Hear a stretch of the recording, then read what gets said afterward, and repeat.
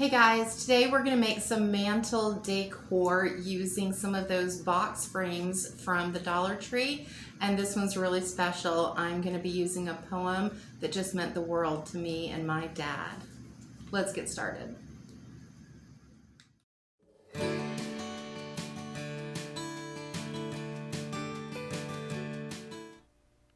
All right, so the very first thing that I do is remove the hangers from the back of these shadow box frames. Throughout the video, I'll be pretty much just working with one of the shadow boxes because we're going to be doing the same thing to all three of them.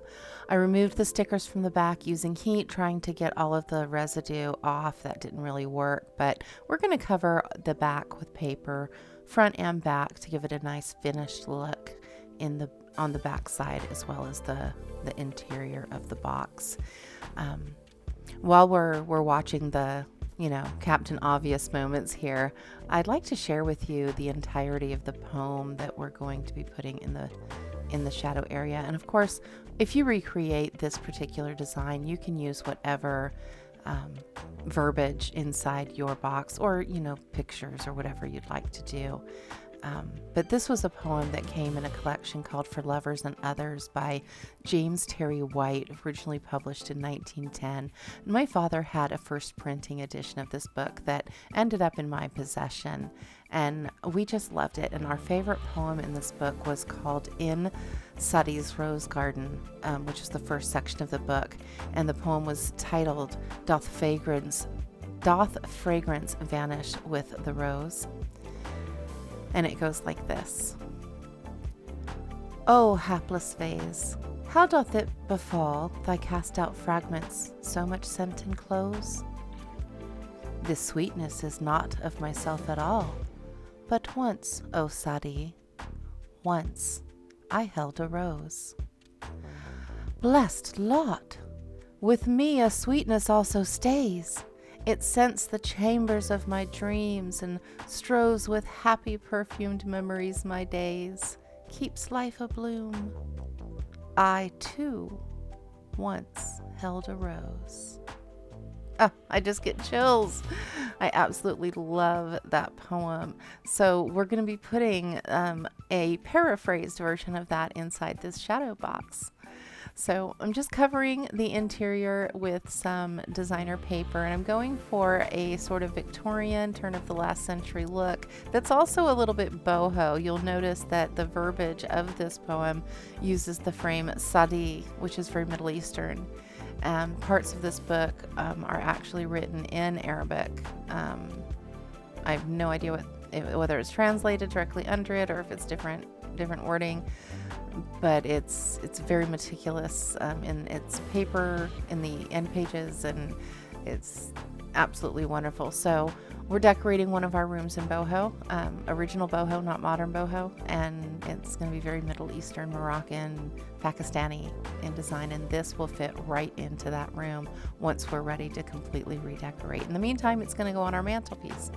So the next step, once we cover the interior back pieces, we're going to paint the frames white. Now, these are already white and they were already distressed, but they were a bit dirty. I've had these particular frames for quite some time in my stash, and they had just been banged up, not in a good way. So we're repainting them with some fresh white chalk paint, and then I'm going to distress them with a mixture of colors to try and match the background tone, with a little bit of rhubarb chalk paint from Waverly to kind of get that orange golden glow. And yeah, I've kind of run out of things to say. So let me know in the comments whether you prefer the original boho style, the actual bohemian, Middle Eastern, vibrant colors, really Mid-Eastern, Middle Ages kind of boho, or do you prefer the modern boho that is more neutral colors and pretty much anything wicker and green plant life? Which is your favorite? Do you like it more simple? Do you like it more vibrant? Let me know in the comments. Oh, here I am diluting some gold paint to tone down the colors of the dry brushing that I did. It was too red. So with that gold paint, I was able to do a wash that really helped it match the paper that I covered everything with. And here I am putting the backing on. And you can see how that all sort of blends together. I did 2 of the backers in one pattern and 1 in another. Now, here's the trick. I'm using the Cricut, and have you ever tried to weed out really tiny letters in vinyl on your Cricut? It can be a real pain, especially if you don't have a super sticky mat or a really sharp blade. I think we forget a little too often that we can write with our Cricut. So I put in a sheet of vellum and a pen, and I did not do a vinyl cut with this. I simply had the paraphrased first stanza of this poem. Actually, I was going from memory is what happened, because the book is actually in storage in Utah. So I went from memory and I didn't get it quite right, but I did like the fact that I made the mistake of having both sections start with the letter O and they matched. But I just printed it out on the vellum using one of the Cricut pens, and I think it came out fantastic. And I didn't have to worry about weeding. I didn't have to worry about my blade not being sharp enough to cut those teeny tiny little letters and those teeny tiny little insides of the A's and the E's. And it came out absolutely beautiful. So don't forget that your Cricut can write. And if I'd wanted to, I could have actually had it write directly on that scrapbooking paper before I attached it with the tape to the backing. You know, you can do it any way that you like, whatever's going to fit your particular decor and your style. If you wanted to do this with a white frame and a completely white background with big block black letters, you don't have to use vinyl for that. You can use a marker and have the Cricut write it out, because vinyl can get really expensive. So even if you've invested in a Cricut, you don't have to continuously invest in the vinyl. You can use the pen, and there's lots of videos out there. If you search for them, you can find other pens besides the Cricut pens that can work in a Cricut. Some people have had luck with Crayola pens in their Cricut. I haven't found the exact right pen yet, but I live in a teeny little town in Texas where I can hardly get to anywhere. So moving on, we are using little tiny pieces of leather. Well, it's pleather. A whole lot of nagas had to die to make that naga hide. And I'm using that as the hinges for this box. And I'm attaching it in a zigzag hinged pattern, so it opens opposite each other. And I'm not showing you how long it actually took to get this to like really be stuck together. So you want to be patient for that part. And then I'm covering up the hinges in the front specifically because you can see the opposite side of the leather with a cream and gold ribbon that I did get at the Dollar Tree.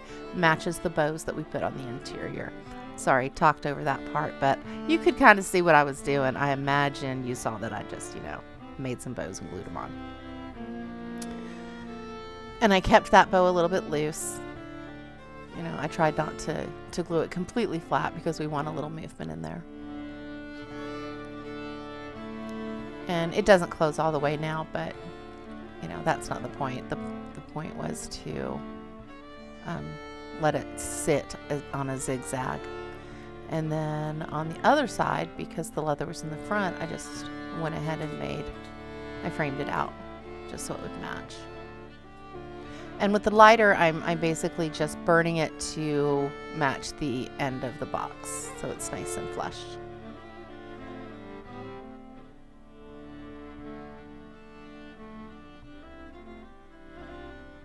And then in the center, because, we're talking about roses, I went into my stash. I found some roses that I could repurpose. They're not as cream as I would have liked. They're more of a bright white. But I didn't have any cream roses on me. So I am repurposing these from a couple of summers ago and pasting them, glue gunning them right down into the center of our Shatterbox mantle frame. This particular style of frame that is kind of like a standing fan. It was really popular in the last century. And so it works out really well that we were able to do that. And here is a picture of it on our mantle. And like I said, we are going to move that into our bohemian room, which is going to be filmed the entire change out. We're going with some really great colors in there, and you'll see the whole thing on this channel. So please, if you found value in this video, hit like and subscribe if you want to see that boho change out in the next few months. And thanks again for stopping by Wainwright Road. Y'all have a great day.